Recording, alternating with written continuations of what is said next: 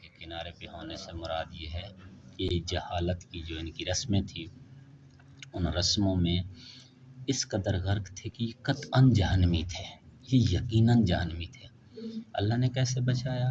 اللہ نے اپنے نبی کے ذریعے ان کو اسلام دیا، اور اسلام پہ جب انہوں نے عمل کیا تو یہ جہنم سے بچ گئے۔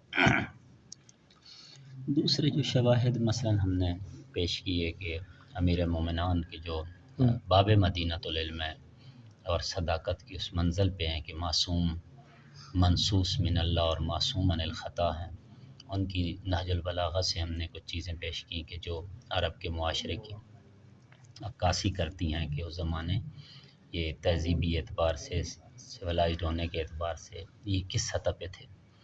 تیسری چیزیں ہم نے تاریخ سے دلائل اور شواہد پیش کیے کہ مثلا ان کی پوزیشن یہ تھی کہ مثلا کسی بھی نئی بات کو سننے کے لیے تیار نہیں تھے، بلکہ اپنے کانوں میں کیا کر لیتے تھے، کپاس دے لیتے تھے کہ کہیں ایسا نہ ہو کہ حالانکہ اگر تم اتنے پڑھے لکھے ہو، اگر تمہیں اپنے علم پر، اپنی زباندانی پر، اپنی منطق اور اس کے اوپر تمہیں اتنا یقین ہے تو آؤ ان کے ساتھ ٹیبل ٹاکس کرو، باتیں کرو، دلائل کے ذریعے، آرگومنٹس کے ذریعے آپ ان کو جھٹلاؤ۔ یعنی یہ کیا بزدلی ہے کہ تم اپنے کانوں میں کپاس دے لو اور ان سے قطع تعلق کر دو اور شیب ابی طالب میں بند کر دو اور یہ کر دو وہ کر دو۔ تو یہ اس کے اس زمانے کا کلچر ہمیں ان چیزوں سے صاف صاف نظر آ رہا ہے کہ وہ زمانہ کیسا تھا۔ کہتے ہیں کہ جب ان باتوں کے اندر ہم غور کرتے ہیں تو ہمیں اوضاع عرب فوراً سمجھ میں آ جاتی ہے، اور ہمیں کسی کی طرف ادھر ادھر دیکھنے کی ضرورت نہیں، بلکہ ہم خود اپنے ہی قرآن حدیث اور ان کے متن کو پڑھنے کے بعد ہمیں کسی مغربی یا یورپین ویسٹرن اسکالر یا ہسٹورین کو پڑھنے کی ضرورت نہیں کہ اس کے پیچھے جائیں اور اس کی آرگومنٹس کو فالو کریں۔ ہمیں بے نیاز کر دیتی ہے یہ بات، ہم بے نیاز ہو جاتے ہیں۔ زیرا ان دو آیے اشکارا میرساند کے بیماری ہے ہمیں صاف صاف بتاتی ہیں کہ اخلاقی اعتبار سے عربوں کی زندگی کس سطح پہ پہنچی ہوئی تھی، اوورآل وہ تہذیبی اور ثقافتی اعتبار سے کس طرح کا لائف سٹائل تھا ان کا۔ لہٰذا ہم فرماتے ہیں کہ پیغمبر فرمود بگو بی آئید، فرمایا کہ ان سے کہو آؤ آؤ میرے پاس کہ میں اپنی رسالت کے، اپنی نبوت کے آداب تمہیں بتاتا ہوں کہ میری رسالت کے آداب کیا ہیں۔ لہٰذا فرمایا کہ میری رسالت کے جو آداب ہیں وہ مندرجہ ذیل ہیں۔ پہلا ہدف فرمایا کہ من برائے این مبعوث شدیم کہ شرک و بت پرستی را از بین ببرم۔ قل تعالوا اتل ما حرم ربکم علیکم الا تشرکوا به شیئا۔ آؤ کہ میں اس لیے جو ہے آؤ تمہیں بتاؤں کہ میں کس لیے مبعوث ہوا ہوں۔ میں اس لیے مبعوث ہوا ہوں کہ میں شرک اور بت پرستی کو ختم کروں۔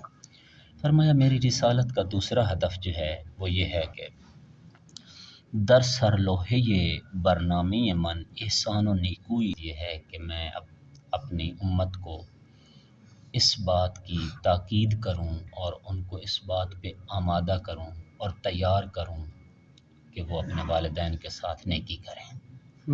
یعنی والدین کے ساتھ نیکی کرنا میری رسالت کے آداب اور مقاصد میں سے دوسرا مقصد ہے۔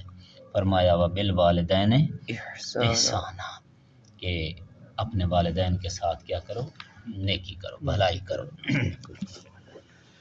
فرمایا میری رسالت کا جو تیسرا مقصد ہے وہ یہ ہے کہ میرے آئین میں، میرے کانسٹیٹیوشن جو میں نے آسمان سے دستور تمہارے لیے لے کے آیا ہوں، اس میں اپنی اولاد کو قتل کرنا اور خصوصاً بیٹیوں کو قتل کرنا یہ زشت ترین، یہ پست ترین حرکت ہے کہ جس سے میں قطعاً روکتا ہوں کہ یہ حرکت نہیں ہونی چاہیے۔ اولاد کو بھی اللہ رزق دیتا ہے، تم کو بھی اللہ فلا تقتلوا اولادکم من املاق نحن نرزقکم وایاہم، ہم تم کو بھی رزق دیتے ہیں اور ان کو بھی رزق دیتے ہیں، لہذا تم بھوک کی وجہ سے، اس کی وجہ سے تنگی رزق کی وجہ سے اولاد قتل کرتے، یہ کام میں نے روکا ہے۔ یہ فاربیڈن ہے، منع کیا میں نے اس سے. لہٰذا فرمایا میری رسالت کا تیسرا مقصد یہ ہے کہ وہ پست حرکتیں انجام دے. اللہ نے ان کو پست خلق نہیں کیا، وہ زمین پر مظہر خدا ہے، خلیفۃ اللہ ہے. وہ اپنی حیثیت اور اپنی اہمیت کو پہچانے کہ وہ کیا ہے. لہٰذا میں اس لیے مبعوث ہوا ہوں کہ میں اس کو یہ جانکاری دوں، اس کو آگاہی دوں کہ بھائی تو زمین پر ادنا پست اور ذلیل نہیں کہ ذلیلانہ کاموں میں آپ اپنے آپ کو انوالو کر لیں، پست حرکتوں میں آپ جو ہے مبتلا ہو جائیں اور کہیں کہ مثلا. لہذا فرمایا کہ میں ہر ظاہری اور باطنی پلیدی، نجاست کو اور پستی کو انسان سے دور کرنا چاہتا ہوں. میری رسالت کا چوتھا مقصد جو ہے وہ ظاہراً کر دیتا، چھپ کے آشکارا کرتا ہے. مثلا کسی کے ساتھ لڑنا ہے، جھگڑنا ہے، اختلاف پیدا کرنا ہے، یا بعض دفعہ جوان آپ دیکھتے ہیں کہ غیر محرموں کے ہاتھوں میں ہاتھ ڈال کر، یہ اشکارا گناہ ہیں.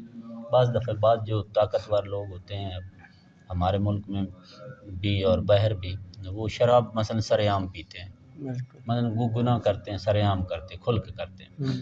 ویسے ہمارے مراجع نظام فرماتے ہیں ایسے فاسقوں کی غیبت نہیں ہوتی. غیبت کتنا بڑا گناہ ہے، لیکن اس طرح کے فاسق جو کھل کے گناہ کرتے ہیں تو بہرحال مزید بھی اس مسئلے کو دیکھ لیجئے گا. جہاں تک مجھے یاد ہے یہی تھا کہ ایسے فاسق جو کھل کے علناً فسق کرتے ہیں، ان کی غیبت نہیں ہوتی کہ آپ کسی کو بتانا چاہ رہے ہیں کہ مثلا فلاں شخص جو ہے وہ کھل کے شراب پیتا ہے، سر عام پیتا ہے، تو آپ کہہ رہے ہیں کہ پتہ نہیں اس کی غیبت ہو رہی ہے. ان کو یہ سمجھانے کے لیے مبعوث ہوا ہوں کہ تم جہاں بھی چھپ جاؤ خدا کی محضر میں ہو. کوئی ایسی جگہ نہیں ہے کہ جہاں پہ خدا نہ ہو. لہذا نہ آشکارا نہ مخفی، دونوں صورتوں میں نے کیا ہے، گناہ سے منع کے لیے مبعوث ہوا. فرمایا میری رسالت کا پانچواں مقصد جو ہے خوب تقرب الفواحش ما ظہر منہا وما بطن، کہ میں فواحش سے ظاہری اور باطنی گناہ سے منع کرنے کے لیے اور روکنے کے لیے جو ہے وہ مبعوث ہوا.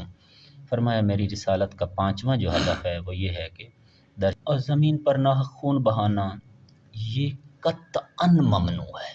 قطعاً یعنی ذرہ برابر اس میں کسی کو اجازت نہیں دوں گا کہ کسی کا بے گناہ خون بہائے یا لوگوں کو قتل کرے. لوگوں کو قتل کرنا تو بڑی دور کی بات ہے، ہم تو چیونٹی کو بھی قتل نہیں کر سکتے ہیں، ہم تو درخت کا پتا بھی بغیر ضرورت کے نہیں توڑ سکتے. جب کوئی کہتا ہے نا کہ میں مسلمان ہوں، مسلمان کا بیٹے مطلب یہ ہوتا ہے کہ ایسا شخص کہ جس کے وجود سے کائنات کی ہر شے امن میں ہے. مسلمان یعنی پیسفل ہیومن بینگ، یعنی وہ شخص جس کے وجود سے کسی کو کوئی خطرہ نہیں ہے، جو امن کا دائی ہے زمین پر اور امن پھیلانے والا، اس کو مسلمان کہتے ہیں نا. جو میری رسالت کا پانچواں ہدف ہے اس میں کیا ہے، آدمیوں کو قتل کرنا، خون بہانا یہ عقیداً ممنوع ہے. اور یہ کیا ہے، یہ اللہ سبحانہ و تعالیٰ کی سفارش ہے، خصوصاً یہ اللہ کا حکم ہے خصوصاً کہ آپ اس کے اندر کیا کریں، اس کے اندر غور و فکر کریں. قرآن مجید نے فرمایا وَلَا تَقْتُلُوا النَّفْسَ الَّتِي حرم اللہ الا بالحق ذالکم وصاکم بہ لعلکم تعقلون، کہ آپ جو ہے ناحق، ہاں البتہ یہاں پہ ایک کلمہ استفادہ ہوا ہے ناحق. ایک مرتبہ ناحق قتل کرنا ہے کہ کسی کو بے گناہ قتل کرنا، ایک مرتبہ قصاص ہوتا ہے. قصاص یعنی کتب علیکم القصاص الحر بالحر والعبد بالعبد والانثى بالانثى. ٹھیک ہے، وہاں پہ اگلا مثلا قتل کرتا رہے اور میں کہوں کہ پیغمبر نے اور اللہ نے روکا ہے کہ مثلا تم نے کسی کو قتل نہیں کرنا، وہاں پہ پھر یہ گناہ ہے. جیسے روزے کے دنوں میں مثلا روزے نہ رکھنا گناہ ہے، اگر کوئی بیمار ہے یا سفر میں ہے اب اس کے لیے روزہ رکھنا گناہ. ٹھیک ہے بھئی، ہم روزہ کیوں رکھ رہے ہیں کہ حکم خدا کی اتباع ہو جائے. وہی خدا دوسرے مقام پہ آپ کو روزہ رکھنے سے روک رہا ہے. وہی خدا کہتا ہے کہ آپ کی نماز قصر ہے. بعض ہمارے ایسے مثلا جو یہی وجہ ہے کہ بعض لوگ خدا سے زیادہ غیرت مند ہوتے ہیں. بعض لوگ نبی سے زیادہ غیرت مند ہوتے ہیں، وہ یعنی ان کو لگتا ہے کہ نبی نے کچھ کمی چھوڑی ہے، اللہ بھی تھوڑی کچھ بھول جاتا ہے۔ ہم جو ہیں ہم اس کو سمجھاتے ہیں کہ مثلا آج کل جہازوں کا سفر ہے، آج مثلا کیا ضرورت ہے کہ قصر نماز پڑھی جائے، وہ تو پرانے زمانوں میں، قرآن قیامت تک کے لیے ہے یا قرآن اسی زمانے کے لیے؟ کیا تمہارا عقیدہ اور ایمان ہے؟ رسالت کے چھٹے مقصد میں یہ ہے کہ ہم یتیموں کے مال میں خیانت نہ کریں، کہ فرمایا وَأَوْفُوا الْكَيْلَ وَالْمِيزَانَ بِالْقِسْطِ وَلَا تَقْرَبُوا مَالَ الْيَتِيمِ إِلَّا بِالَّتِي هِيَ أَحْسَنُ حَتَّى يَبْلُغَ أَشُدَّهُ، کہ یتیم کے مالوں میں خیانت نہ کریں۔ اوورال بھی پیغمبر نے فرمایا کہ خیانت جو ہے وہ مومن کا شیوہ نہیں ہے۔ فرمایا کہ منافق کی 3 نشانیاں ہیں۔ پہلی نشانی یہ ہے کہ جب بات کرتا ہے اذا قال کذب، جب بات کرتا ہے تو جھوٹ بولتا ہے، جب اس کے پاس امانت رکھی جائے تو وہ خیانت کرتا ہے۔ اور تیسری کیا ہے بیٹے؟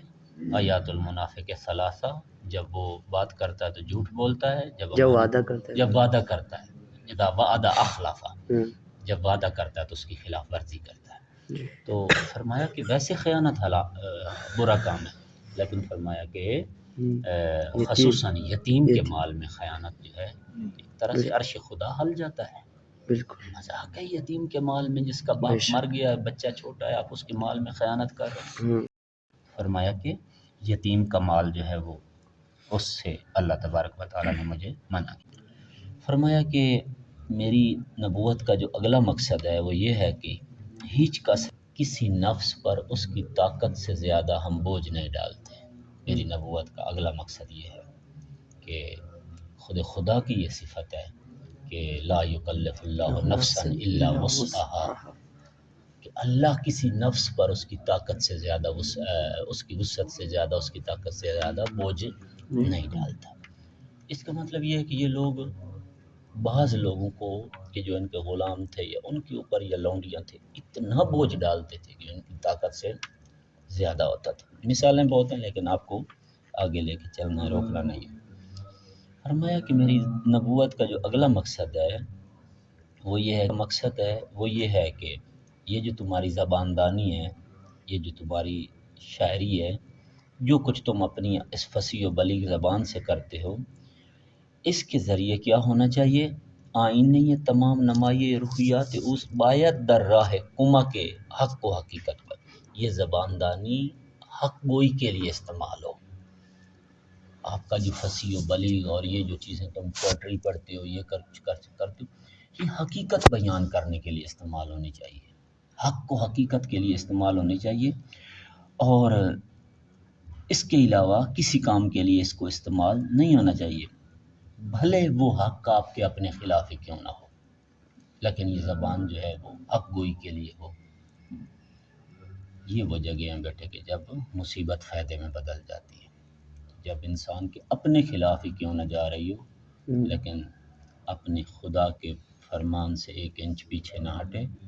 خدا دیکھ لیتا ہے کہ اگرچہ اس کے اپنے نقصان میں یہ بات جا رہی، لیکن اس کو میرا لحاظ ہے، میرا لحاظ کرتے ہوئے یہ مثلا یہ ریڈ لائن کراس میری نہیں کر رہا، دینے والا تو خود خدا ہے، مگر وہ محتاج ہے کے لیے استعمال ہو، بھلے وہ حق گوئی جو ہے آپ کے اپنے خلاف ہی کیوں نہ۔ فرمایا میری نبوت کا جو 11واں مقصد ہے وہ یہ ہے کہ بے پیمان ہائی کے بخدا عالم میثاق میں اللہ سے ایک وعدہ کر کے آئے ہو۔ عالم میثاق جہاں پہ عہد و پیمان ہوا ہے پہلے، دیکھیں حضرت عیسیٰ پیدا ہوئے ہیں تو کون سی انہوں نے عبادت کی تھی کہ وہ کہہ رہے تھے کہ میں نبی ہوں؟ یہ اوپر عالم میثاق میں سب کچھ ہوا ہے، ٹھیک ہے نا؟ عالم میثاق میں سب کچھ ہوا ہے، عالم زر میں ہوا ہے، عالم ارواح میں ہوا ہے، ٹھیک ہے؟ تو اوپر ان کے وعدے ہر روح نے کیے ہیں۔ فرمایا کہ جو آپ نے اللہ سے وعدہ کیا ہے آسمانوں میں، اس زمین پر اس وعدے کے پابند رہا۔ میری نبوت کا ایک مقصد یہ ہے۔ انہا سفارشائی خود میں، اور تمہارے لیے ضروری ہے کہ ان احکام کی آپ پیروی کریں، ضروری ہے کہ ان احکام کی پیروی کریں۔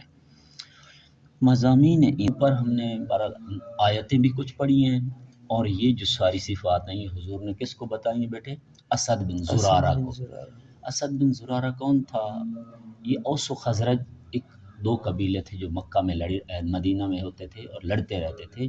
تو قبیلہ اوس کا سردار تھا، قبیلہ اوس کا سردار تھا جو مکے میں آیا تھا، اور اس کی ملاقات پیغمبر سے ہوئی تو اس نے کہا کہ آپ کی نبوت کے مقاصد کیا ہیں؟ تو حضور نے فرمایا یہ میرے مقاصد ہیں. اچھا رائٹر اس میں بات یہی کہ وہ حضور فرمانا یہ چاہتے ہیں کہ جب حضور یہ چیزیں بتا رہے ہیں تو مطلب یہ ہے کہ یہ ساری چیزیں، یہ ساری برائیاں اس زمانے اس معاشرے کے دامن میں انہوں نے دامن کو پکڑا ہوا تھا، دامن گیر تھی، زنجیر تھی اس زمانے کے معاشرے کے پاؤں میں. پس رسول خدا در نخستین برخورد با اسد این دو آیه را برایش خواند و از این طریق او را با اهداف رسالت خود آشنا ساخت. تو رسول خدا نے پہلی ملاقات میں یہ آیتیں پڑھیں اور یہ چیزیں بتائیں اور اس طرح سے اس کو اپنی رسالت کی طرف دعوت دی. کل انشاءاللہ